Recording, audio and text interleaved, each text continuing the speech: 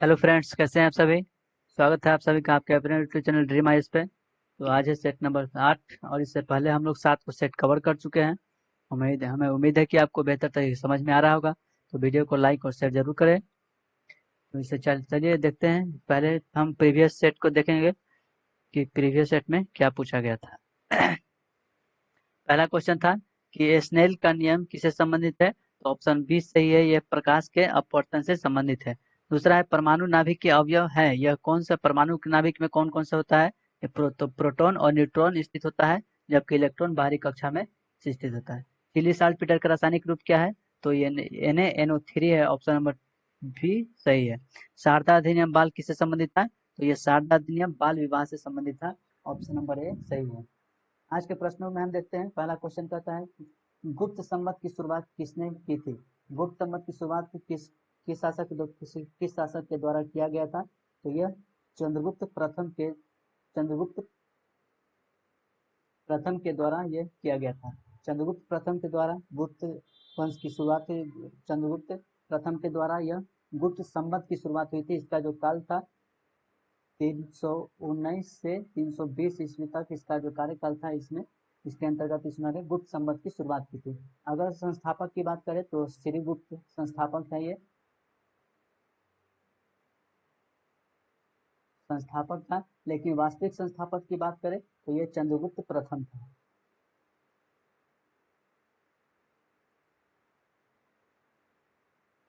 वास्तविक संस्थापक की बात करें तो ये कौन था, चंद्रगुप्त प्रथम था। इसने कि लिच्छवी की राजकुमारी कुमार देवी से विवाह किया था और गुप्त वंश की स्थापना किया था। यह वास्तविक संस्थापक था। और इसके अलावा इसने महाराजा धीराज की उपाधि धारण किया गया। दूसरा प्रश्न है कुतुबुद्दीन ऐबक की राजधानी कहाँ थी। कुतुबुद्दीन ऐबक कौन था। तो ये गुलाम वंश के संस्थापक था। गुलाम वंश के संस्थापक या दास वंश के संस्थापक था कौन, कुतुबुद्दीन ऐबक। यह मोहम्मद गौरी का गुलाम था। दिल्ली सल्तनत और इसके अलावा दिल्ली सल्तनत का यह पहला शासक था जो अपनी राजधानी को लाहौर में लेकर गया था, जो अपनी राजधानी को लाहौर बनाया था। जिससे इसका जो कार्यकाल था वो 1206 से 1210 के बीच इसका कार्यकाल था। इसके अलावा इसे लाख बख्श, पीर बख्श और हातिम द्वितीय भी कहा गया था। अलाई दरवाजा अथवा कुशक ए किसार अलाई दरवाजा अथवा कुशक ए शिकार का निर्माण किस शासक ने किया था। तो अलाई दरवाजा से जैसे ही पता रखते हैं देखो, तो अलाई दरवाजा ये अलाउद्दीन खिलजी के द्वारा बनाया गया था। अलाउद्दीन खिलजी के द्वारा बनाया गया था। इसके अलावा कुशक ए शिकार, सिरी का नगर, जमैयत खां का मस्जिद भी इन्हीं के द्वारा बनाया गया था। अलाउद्दीन खिलजी जो था यह सिकंदर सानी की उपाधि धारण किया। सिकंदर ए सानी की उपाधि धारण किया था अलाउद्दीन खिलजी, जिसके बारे में पता है कि इसके ऊपर एक मूवी भी आई थी पद्मावत, उसमें भी ये इसके बारे में बताया गया है। इसके अलावा अलाउद्दीन खिलजी का जो बचपन का नाम था वो गरशप्पा था।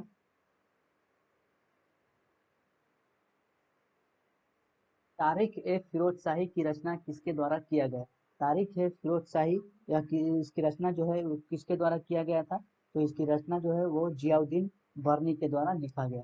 तारिख ए फिरोज शाही जियाउद्दीन बर्नी के द्वारा लिखा गया था। जिसमें इसमें इस पुस्तक में मोहम्मद बिन तुगलक एवं फिरोज शाह तुगलक की चर्चा किया गया है। इस पुस्तक में मोहम्मद बिन तुगलक और फिरोज शाह तुगलक की बारे में बताया गया है। सांप्रदायिक पंचायत की घोषणा किस वर्ष की गई थी। सांप्रदायिक पंचायत की घोषणा जो है 1932 में किया गया था। 1932 में सांप्रदायिक पंचायत की घोषणा 1932 में किया गया था। यह ब्रिटिश के एक प्रधानमंत्री थे, रेंजे मैकडोनाल्ड। रेंजे मैकडोनाल्ड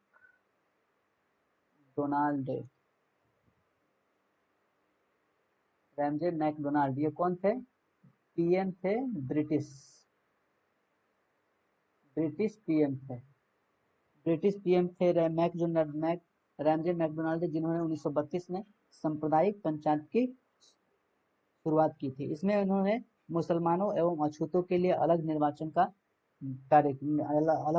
बनाया था। इसके अलावा ये जो था सांप्रदायिक पंचायत जो था, यह फूट डालो और राज करो नीति के ऊपर नीति की तरह ही एक उदाहरण के रूप में इसको देखा गया था। यानी कि इसमें हम ऐसे समझ सकते हैं कि सांप्रदायिक पंचायत जो था वो लोग भारतीय लोगों के बीच में एक फूट डालने की काम किया करता था। जैसे कि मुसलमानों अछूतों हो गया या फिर महिलाएं हो गया, इन सबके लिए अलग अलग निर्वाचन की व्यवस्था कर दिया गया।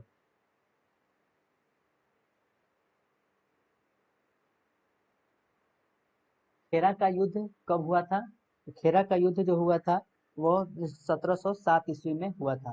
1707 ईस्वी में खेरा का युद्ध हुआ था। यह किसके बीच हुआ था? तो शिवाजी के पौत्र साहू और ताराबाई की सेना के साथ हुआ था। शिवाजी के यानी कि पोता और ताराबाई के सेना के साथ लड़ा गया था, जिसमें शिवाजी के जो पौत्र थे यानी कि साहू जो थे वो जीत गया था और शिवाजी द्वितीय के नाम से जाना गया था। इसका जो युद्ध हुआ था 1707 में, यह किसके बीच हुआ था? साहू, शिवाजी पौत्र और कौन था? ताराबाई। ताराबाई के बीच में लड़ा गया था। साहू को द्वितीय, शिवाजी द्वितीय भी कहा गया था। क्लोरोफिल में पाया जाने वाला धातु कौन सा है? तो क्लोरोफिल में कौन सा धातु पाया जाता है? तो इसमें क्लोरोफिल में मैग्नीशियम पाया जाता है। क्लोरोफिल में मैग्नीशियम पाया जाता है। मैग्नीशियम धातु पाया जाता है। मैग्नीशियम ये क्लोरोफिल ये हरे रंग के पत्तों के सहायता से या क्लोरोफिल जो है अपना भोजन बनाता है। त्रिवलनी कपाट पाया जाता है। त्रिवलनी कपाट जो कहाँ पाया जाता है? तो यह त्रिवलनी कपाट जो है यह एक हाथ दायां अलिंद और दाएं निलय के बीच में पाया जाता है। तो दायां अलिंद और दायां निलय क्या है? यह एक हार्ट का यानी कि धड़कन का दिल का जो भाग है, दिल का जो चेंबर होता है 4 भागों में होता है। जैसे कि ऐसे समझ सकते हैं कि मान लेते हैं कि इस प्रकार के दिल है, तो इसका जो है 4 चेंबर होता है। मान लेते हैं कि इस तरह का दिल है, तो इसका जो होता है वो 4 चेंबर होता है।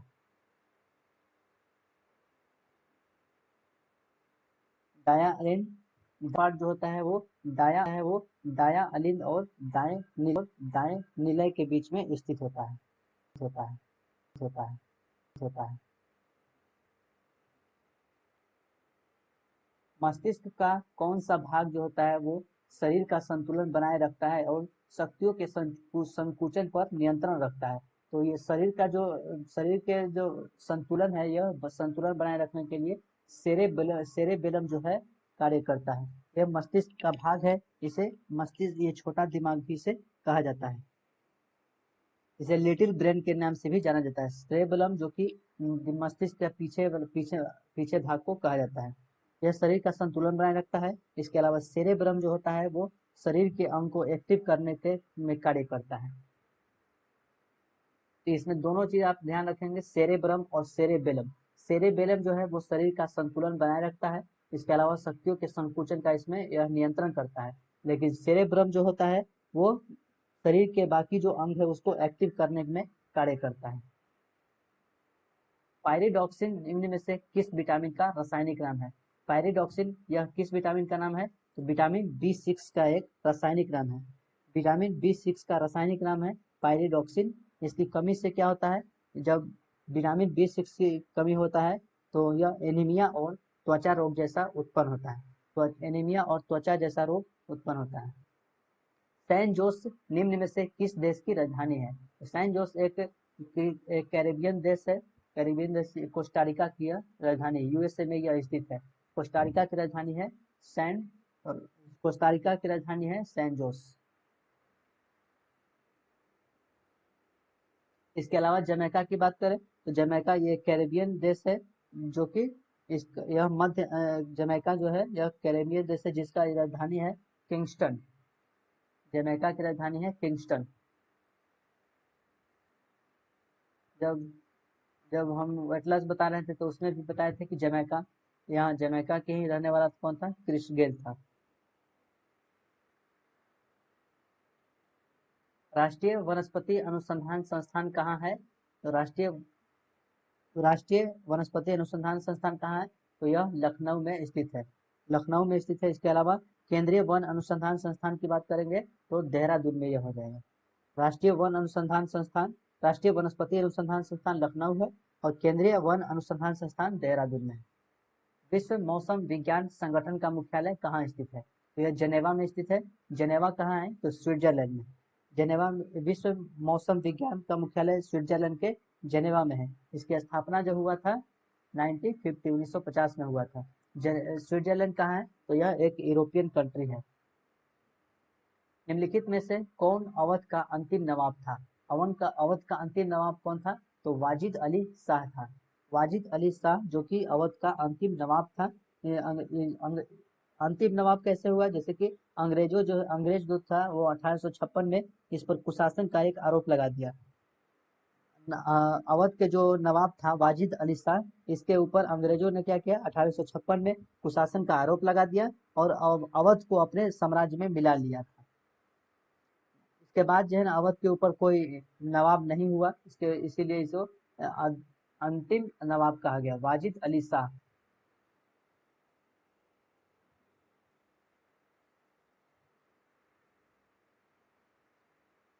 पूर्ण स्वतंत्रता पूर्ण स्वाधीनता का प्रस्ताव कांग्रेस के किस अधिवेशन में पारित किया गया था? तो स्वाधीनता का जो प्रस्ताव था वो कांग्रेस के लाहौर अधिवेशन में पारित किया गया था। लाहौर अधिवेशन में 1929 में पारित किया गया था। कांग्रेस के लाहौर अधिवेशन 1929 में ये से पारित किया गया, जिसकी अध्यक्षता कौन थे? जवाहरलाल नेहरू अध्यक्षता थे। नेहरू जी थे। अध्यक्षता नेहरू के द्वारा किया गया था। यह रावी नदी के तट पे इसका आयोजन किया गया था। इसके अलावा 26 जनवरी 1930 को पहली बार पूर्ण रूप से स्वतंत्रता घोषित किया गया था, स्वाधीनता दिवस घोषित किया गया था। इसी को देखते हुए जो आज जो 26 जनवरी को मनाया जाता है।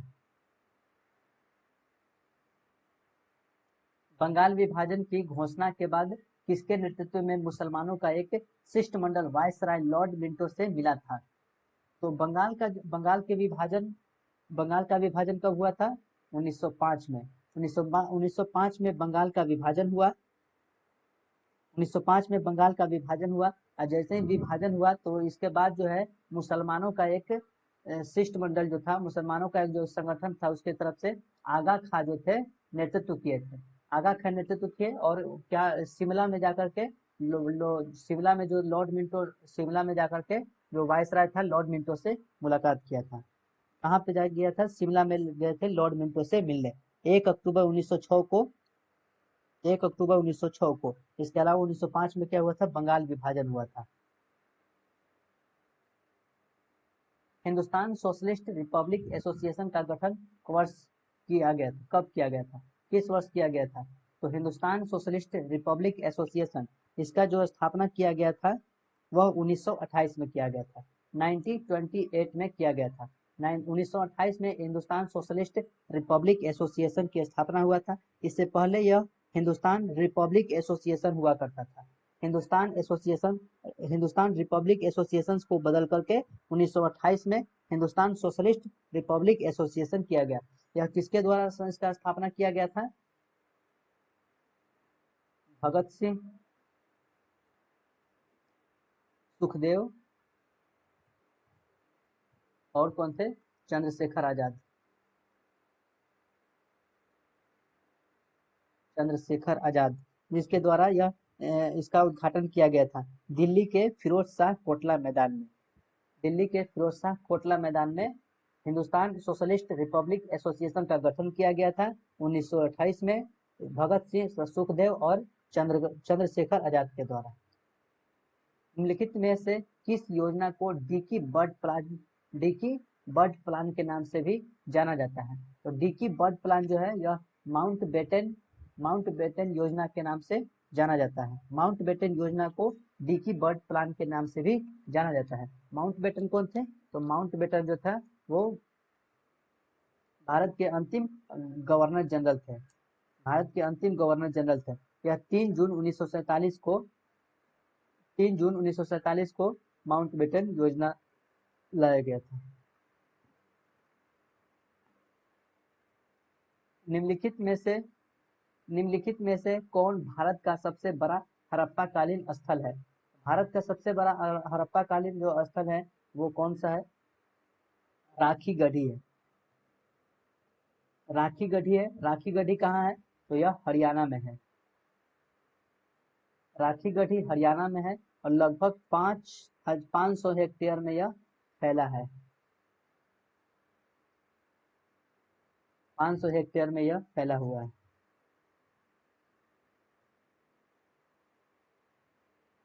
किस धर्म का यह मत है कि मोक्ष इस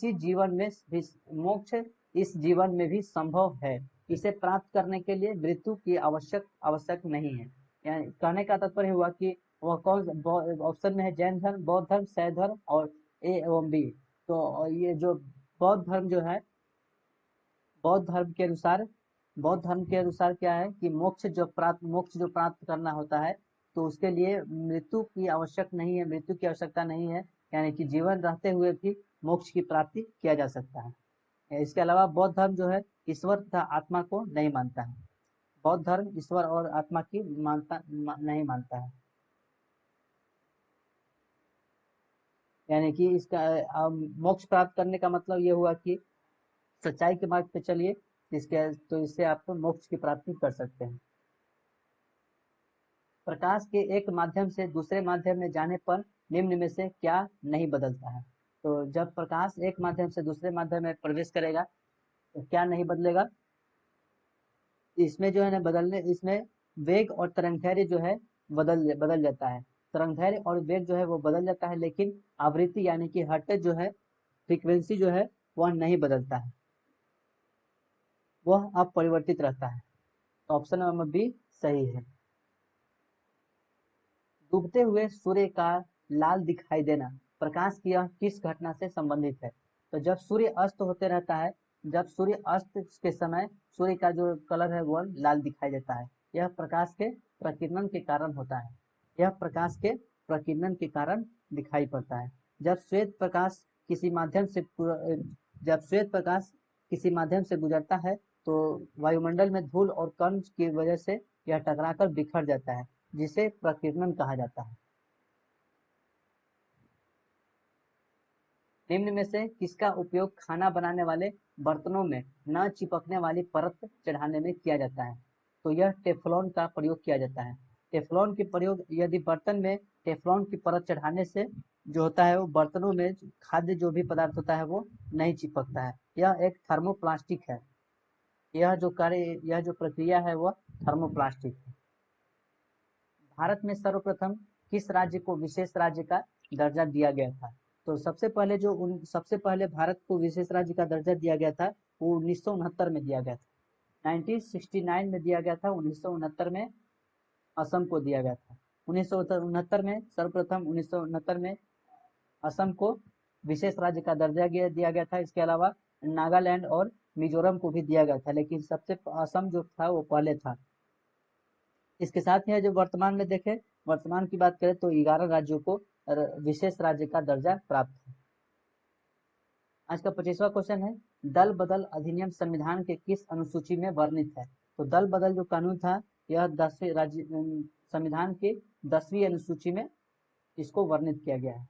10वीं अनुसूची में इसको वर्णित किया गया है। यह राजीव गांधी के कार्यकाल के दौरान लाया गया था 1985 में। 52वें संविधान संशोधन 1985 के द्वारा। 52वें संविधान संशोधन 1985 के द्वारा दल बदल कानून को लाया गया था। यह वर्तमान में 10वीं अनुसूची में वर्णित है।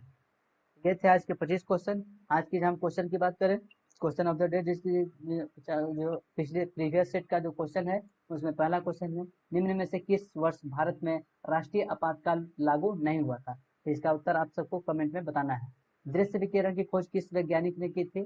तीसरा है, भारतीय मुख्य भूमि का सबसे दक्षिणतम बिंदु कौन है?